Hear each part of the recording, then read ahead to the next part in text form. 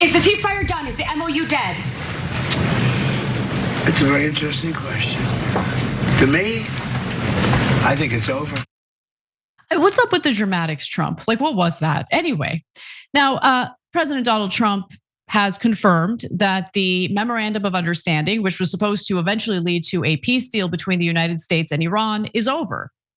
The bombing has begun. The US is carrying out some pretty significant strikes against Iran. Iran is retaliating by hitting our Gulf allies, which have hosted US bases. Now, that's going to have an impact not just on our anxiety levels, but also an impact on the global economy.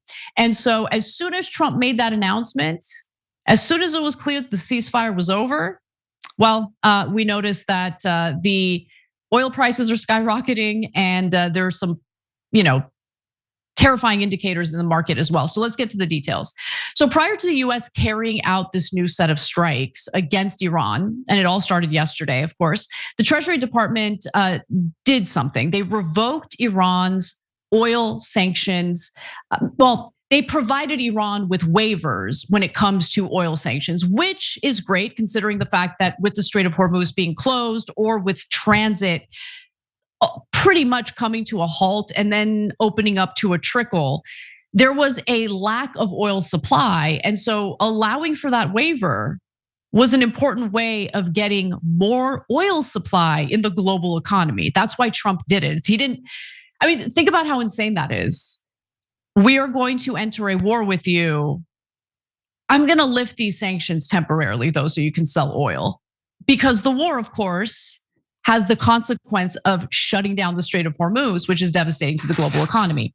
But anyway, last month, the Treasury Department issued a general license allowing Iran to produce, sell, and deliver oil for 2 months. That was part of the MOU. That is now gone. Okay? So the Iranian sanctions waiver was designed to give Iran greater access to American currency by allowing the country to conduct oil transactions using US dollars. And that's helpful to us because the US would like to maintain the petrodollar. If that were to change, we would be in a lot more trouble. There would be a lot less flexibility in our economy, if you will, if other countries decided to move off the petrodollar. It also allowed the American importers to buy Iranian crude oil, petrochemical products, and petroleum products. Okay, so all of that is gone now because the war has been reignited. And there is no deal.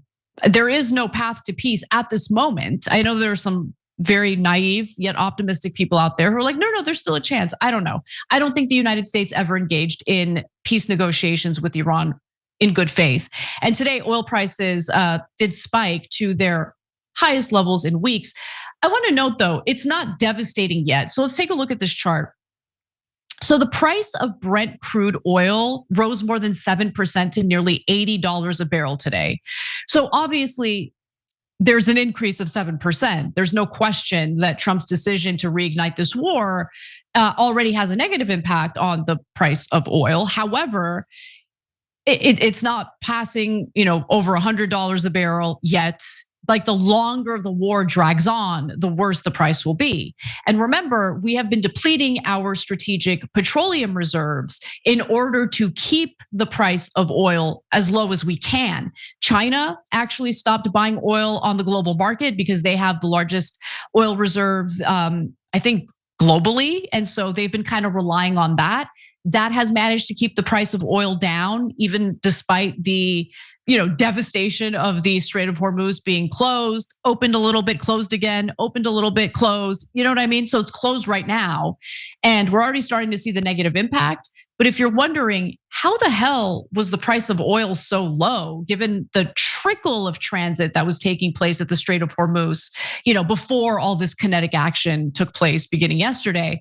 Well, it's because the full, volume of transit was never recovered. You still only had a trickle of commercial vessels transiting through the Strait of Hormuz. So for the last few weeks, the price of oil hovered at around $72 per barrel, which was close to pre-war levels. And again, I explained how that was able to happen. Now, Daniela Hawthorne, who's an analyst over at capital.com, said something interesting. She said that investors had viewed the ceasefire as fragile, but ultimately durable. These are like the most optimistic people on the planet. Like their mental health relies on the optimism. So they tell themselves pretty little lies about how like, yeah, the M.O.U is fragile, but also durable. Also durable. Yeah. Okay. Anyway, so investors had viewed the ceasefire as fragile, but ultimately durable until Trump's comments on Wednesday called that into question. Any suggestion that negotiations have collapsed raises the risk of renewed supply interruptions or tighter sanctions. Well, the sanctions are here again. And obviously, there are supply interruptions because the Strait of Hormuz is seeing, ships being targeted and struck, and Iran, whether Trump likes it or not, still maintains control of the Strait of Hormuz. Now, the Joint Maritime Information Center, which is a multinational organization that kind of assesses the threats of high-risk shipping, said just yesterday that the risk of sending ships through the strait was severe, up from substantial, with further hostile action considered likely under current conditions. So then you have Kepler, that's a maritime data company, reporting that 41 ships passed through the strait in both directions before the war. More than 130 ships a day routinely passed through the choke point between Iran and Oman. Many of the vessels that went through the strait this week used the Iranian corridor, which the Iranian authorities are trying to assert more control over the waterway, have said is the only viable route. Iran is not going to let go of their control of the strait.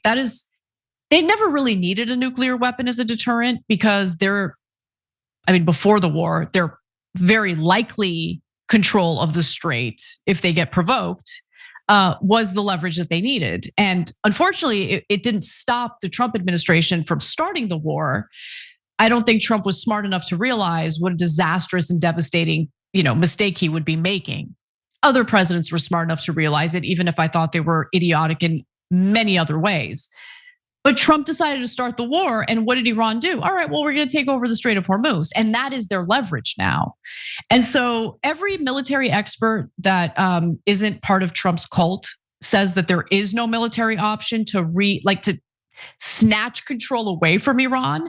I know that the United States is trying right now. We'll see how it goes, but I'd rather trust the military experts. They know more than I do when it comes to these types of things. Now, in regard to the global economy, though, the ceasefire with Iran has already caused a dip in the stock market. So the war overall is affecting the global economy, and in multiple ways, guys. We've gone over this. I don't want to be too redundant, but it isn't just oil or liquefied natural gas that transits through the strait. What also is being transported globally through the Strait of Hormuz is 1/3 of the world's fertilizer, which is of course required for farmers to grow the food that we rely on. So we're going to see our global food supply take a massive hit. Obviously, global energy supply is taking a massive hit. We have a huge problem right now with the fact that we've depleted our, strategic petroleum reserve. I don't think that's a good thing. And there doesn't really seem to be a way to refill it unless Trump is willing to take. Look, if Trump wants to keep oil prices down here in the United States by preventing the international trade of the oil and natural gas is produced here in the US, that would be a choice. I don't think he's going to do that though. And in fact, I think what he's done is tap into our strategic petroleum reserve and allow for oil companies to sell it globally in order to kind of ward off the ire of various international players who should be very furious with us because we started this war, and it's not just impacting our economy or Iran's economy, it's impacting the global economy. And so according to the International Monetary Fund, the global economy was already slowing down prior to the war against Iran being reignited recently. Global output growth is poised to fall 3% in 2026 from 3.5% last year. That is slightly slower than the fund's April projection of 3.1% growth, underscoring the protracted nature of the conflict. And keep in mind, this forecast was put out by the IMF before we reignited the war against Iran. And so getting back to the IMF's data, the IMF expects global inflation to rise to 4.7% in 2026 from 4.1% in 2025 because of elevated commodity prices. Gee, I wonder why we would have elevated commodity prices. So this war is so disastrous. It doesn't necessarily mean we need to panic at the moment, but remember, the longer the war drags on, the longer the Strait of Hormuz is closed, the more likely we are to experience a global economic depression. And Trump said prior to even signing the M.O.U, that he doesn't want to be the next Hoover, Herbert Hoover. I mean, we do see Hoovervilles all over the place here in the United States, all again, right? All over again. But it seems like Trump, on one hand, understands the issue at play here, understands that we're barreling toward a massive iceberg, but he doesn't want to accept the consequences of the really, really bad decision he made by starting this war. And that consequence is Iran won, and the spoils of war is that they have the Strait of Hormuz and they get to charge a toll. They're calling it something else, but it is what it is. Everyone, well, not everyone, I should be very careful, but many people predicted this. Previous administrations predicted this, which is why, as much as they would, go out on a limb for Israel, they would not attack Iran. But Trump did it. Trump did it. Every time you ring the bell below, an angel gets his wings. Totally not true, but it does keep you updated on our live shows.